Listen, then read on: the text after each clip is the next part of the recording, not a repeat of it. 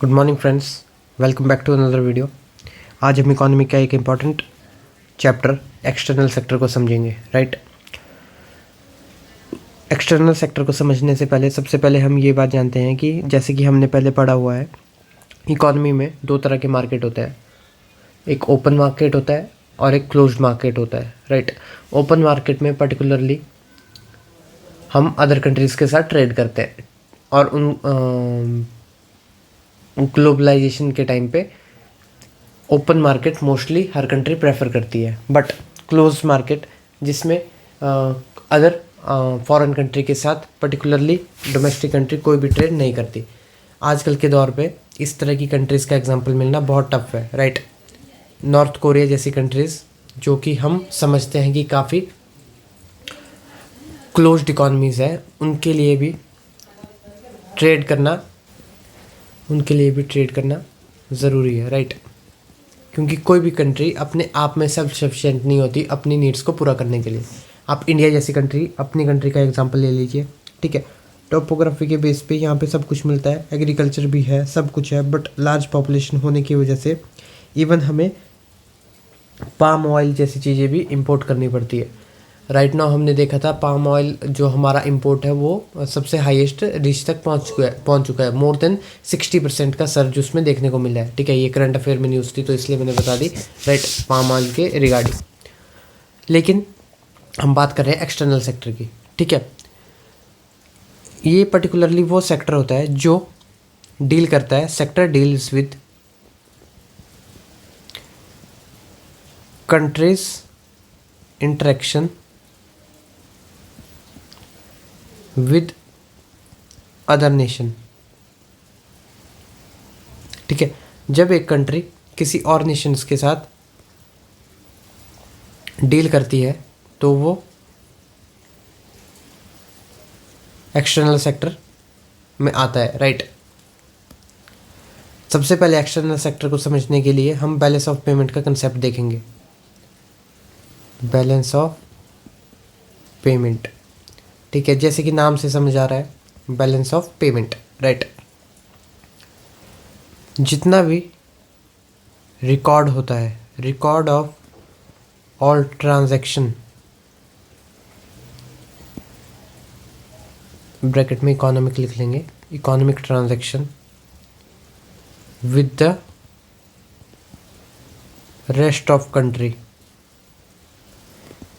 ठीक है, वो हमारा बैलेंस ऑफ पेमेंट होगा, बैलेंस ऑफ पेमेंट होगा। राइट,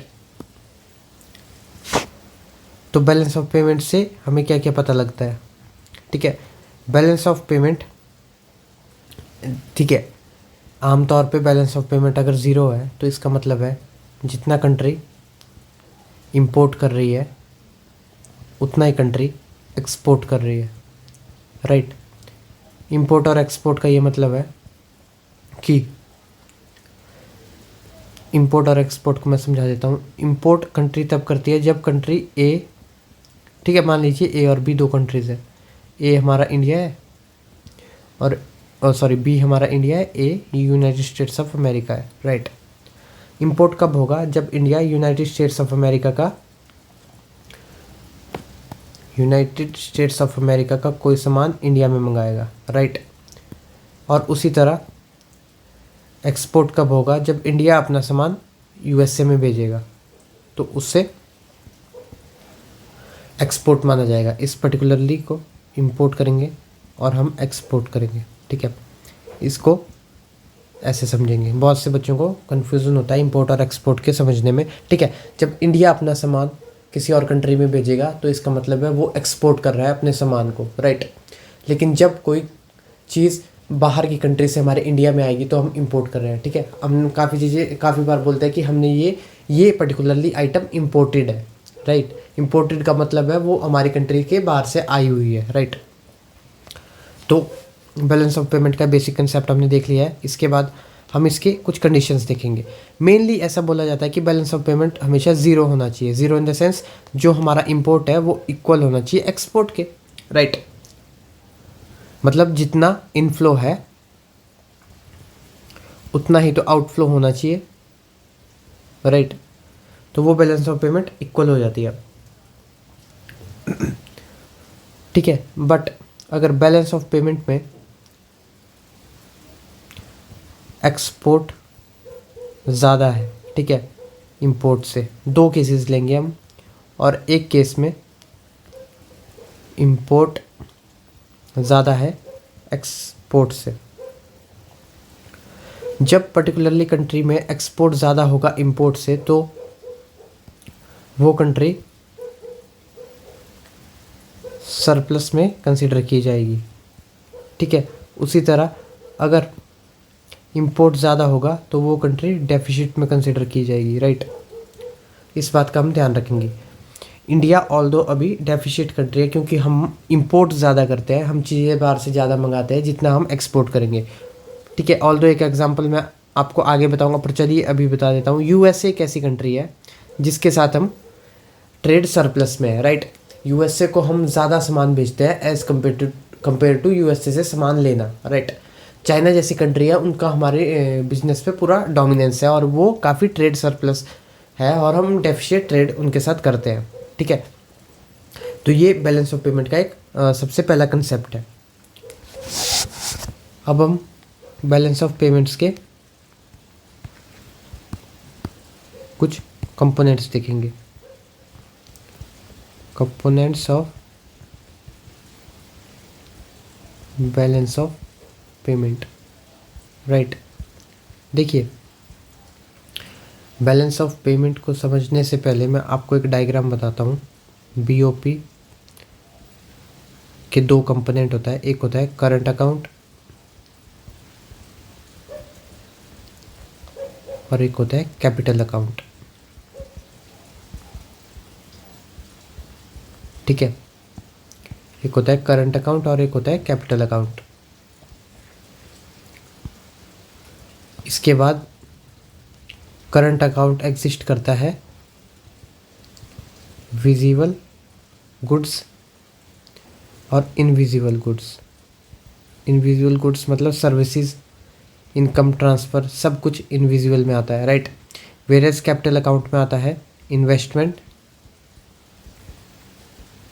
ठीक है। ये सब हम आगे समझेंगे, आप डायग्राम के लिए देख लीजिए। लोन और बैंकिंग कैपिटल, ठीक है। इन्वेस्टमेंट हमको पता है दो तरह से आ सकती है, फॉरेन डायरेक्ट इन्वेस्टमेंट और एफआईआई, फॉरेन इंस्टीट्यूशन इन्वेस्टमेंट, ठीक है। तो इस डायग्राम को हम पर्टिकुलरली याद रखेंगे कंपोनेंट के बेस पे, ठीक है। सबसे पहले बात करते हैं करंट अकाउंट की।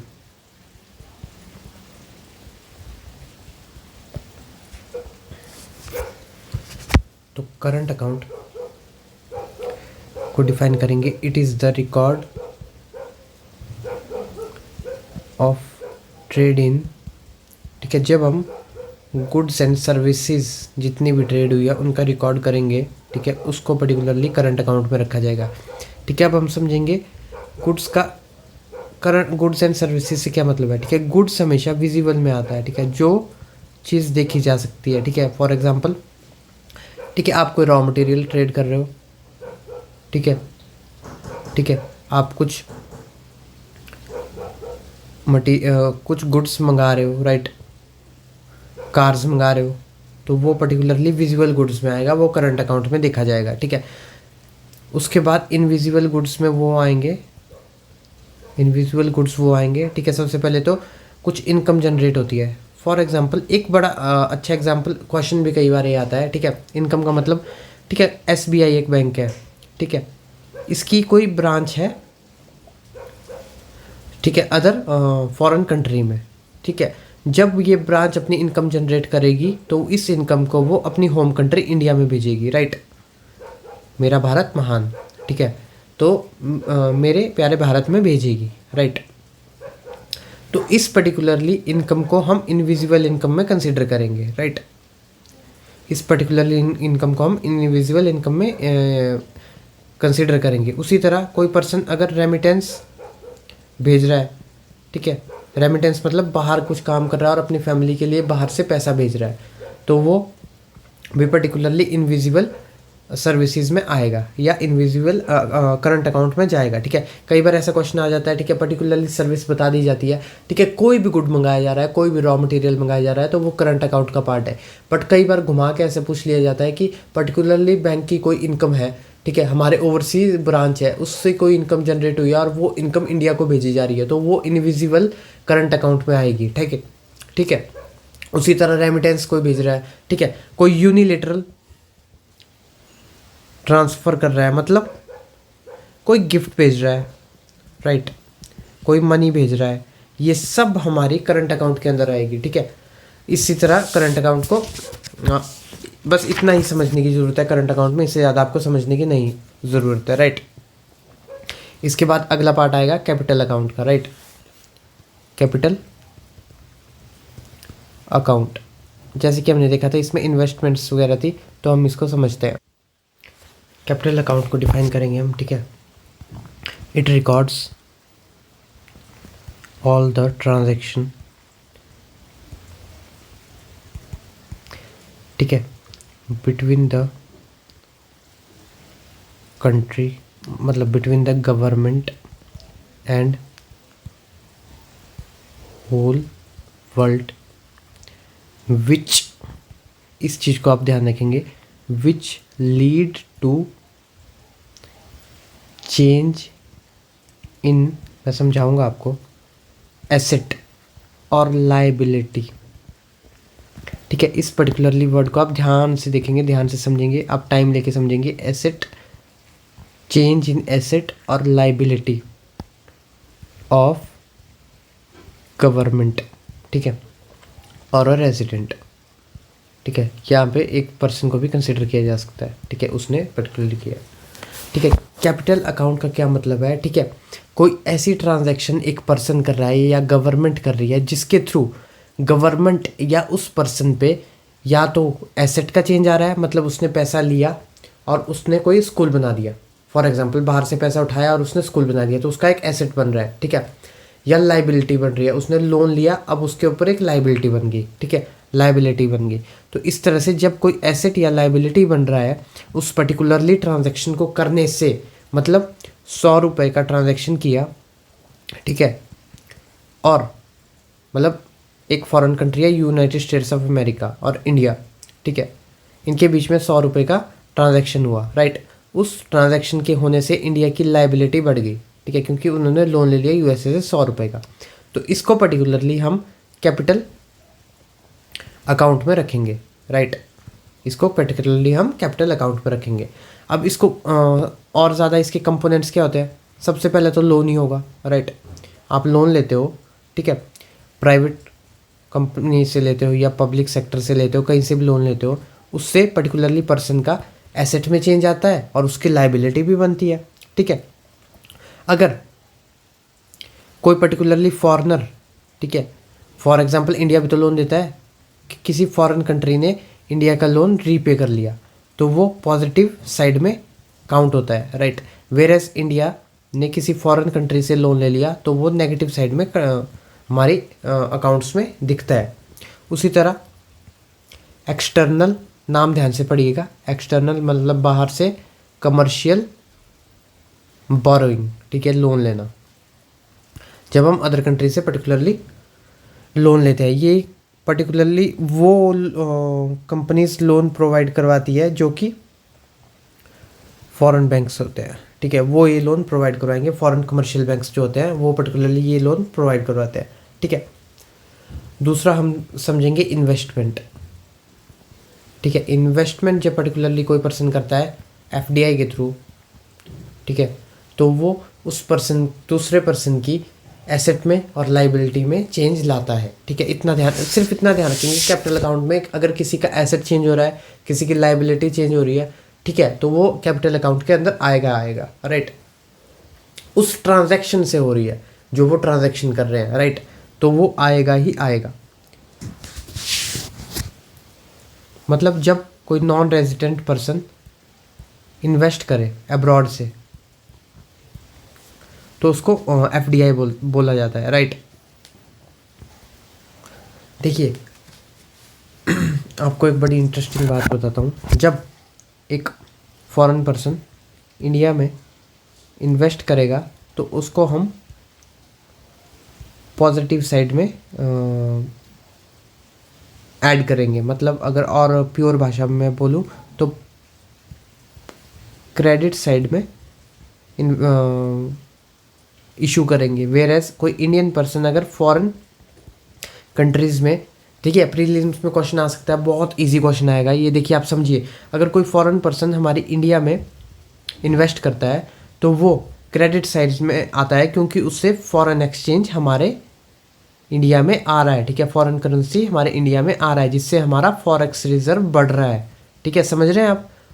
फॉरेन करेंसी बाहर से आएगी तो हमारा फॉरेक्स रिजर्व बढ़ेगा, जिससे कि हमें प्रॉफिट होगा।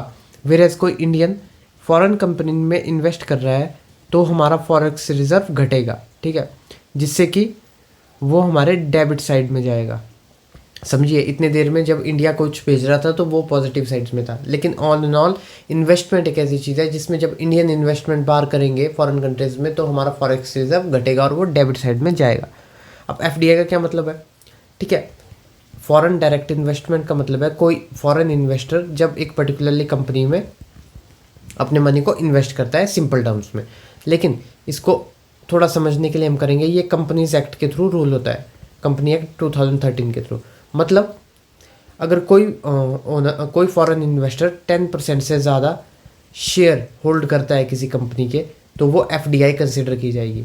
अब मतलब 10% से नीचे वालों का 10% से नीचे वाली एफडीआई कंसिडर नहीं की जाएगी, और साथ साथ में उसको कंपनी के मैनेजमेंट में, ऑपरेशंस में कोई भी राइट नहीं दिया जाएगा इन्फ्लुएंस करने का, ठीक है। जब वो 10% से ऊपर का मालिक होगा तो वो कंपनीज की मैनेजमेंट में अपना इन्फ्लुएंस दिखा सकता है, राइट।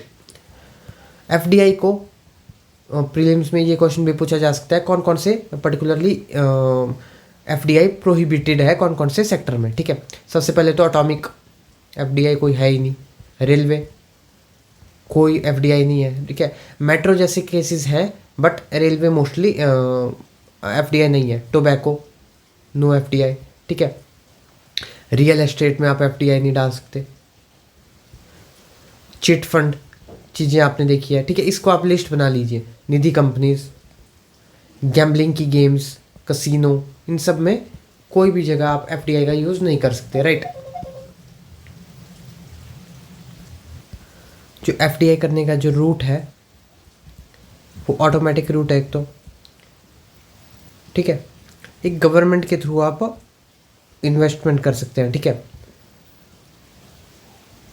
मतलब आपको गवर्नमेंट का अप्रूवल लेना पड़ेगा पहले इन्वेस्टमेंट करने से पहले, ठीक है। ऑटोमेटिक रूट में आपको आरबीआई का अप्रूवल लेना पड़ेगा, ठीक है। अप्रूवल तो आपको लेना पड़ेगा, आरबीआई का अप्रूवल लेंगे ऑटोमेटिक रूट में, और गवर्नमेंट रूट में गवर्नमेंट का अप्रूवल लेके इन्वेस्ट करेंगे, ठीक है। इन चीज़ों को आप याद रखेंगे। सबसे पहले कौन सा डेबिट होता है, कौन सा क्रेडिट, और कितने टाइप्स के एरियाज में एफडीआई लागू नहीं है। अब नेक्स्ट कंसेप्ट हम देखेंगे फॉरेन पोर्टफोलियो सिस्टम, राइट, ठीक है। अभी हमने एफडीआई पढ़ा तो ये एफपीआई क्या है, ठीक है। जब कोई नॉन रेजिडेंस या फॉरेन पर्सन होता है वो इंडिया के शेयर्स, जो शेयर मार्केट होता है ना, बिल्कुल रॉ लैंग्वेज में अगर बात करूँ, जब वो शेयर मार्केट के अंदर डायरेक्टली इन्वेस्ट करता है तो उसको एफपीआई बोलते हैं आसान भाषा में, ठीक है। वैसे Indian securities, Indian shares, government bonds, cooperative bonds, convertible securities, ये सब बहुत सारी चीज़ें हैं जो पर्टिकुलरली इस इन्वेस्टमेंट को देखती है। जो एफपीआई होती है एक वो सेबी के अंडर रजिस्टर्ड होती है, जो 10% इक्विटी बाय करती है। मतलब मैं आपको समझाता हूँ, एफपीआई में फॉरेन पोर्टफोलियो इन्वेस्टमेंट, देखिए पोर्टफोलियो से समझ रहे हैं जब वो शेयर मार्केट में इन्वेस्ट करते हैं डायरेक्ट, राइट, और इसको पर्टिकुलरली सेबी कंट्रोल करती है तो उसको फॉरेन पोर्टफोलियो इन्वेस्टमेंट की बात करते हैं, ठीक है। मैनेजमेंट का तो सवाल ही नहीं है, ठीक है, कोई मैनेजमेंट के राइट्स नहीं मिलते एफपीआई में, ठीक है। वो ये एक सिर्फ profit and loss direct, although investment her profit and loss पे बेस होती है, बट इसमें पर्टिकुलरली शेयर्स के ऊपर गेम खेला जाता है, ठीक है। शेयर्स को खरीदा या बेचा जाता है, ठीक है, कैपिटल मार्केट में या शेयर मार्केट के थ्रू, ठीक है। इतना ही आज हम एफपीआई तक की आज हम मेनली इस वीडियो को देखेंगे। इसके बाद कल हम फॉरेन एक्सचेंज रिजर्व को पढ़ेंगे, राइट। फिर करंट अकाउंट डेफिसिट्स देखेंगे, किस तरह से डेफिसिट होता है, ठीक है। जब हमारा ट्रेड गैप एक्सपोर्ट और इंपोर्ट में पर्टिकुलरली गैप आता है तो क्या क्या फ़र्क हमारी इकोनॉमी में और इंडिया के पर्सपेक्टिव में पड़ेंगे, वो सब देखेंगे। बैलेंस ऑफ ट्रेड क्या होता है वो सब देखेंगे। तो आप नेक्स्ट वीडियो को लाइक कीजिए, सब्सक्राइब कीजिए इस वीडियो को, और नेक्स्ट वीडियो को कल हम अपलोड इसी टाइम में करेंगे। Thank you very much.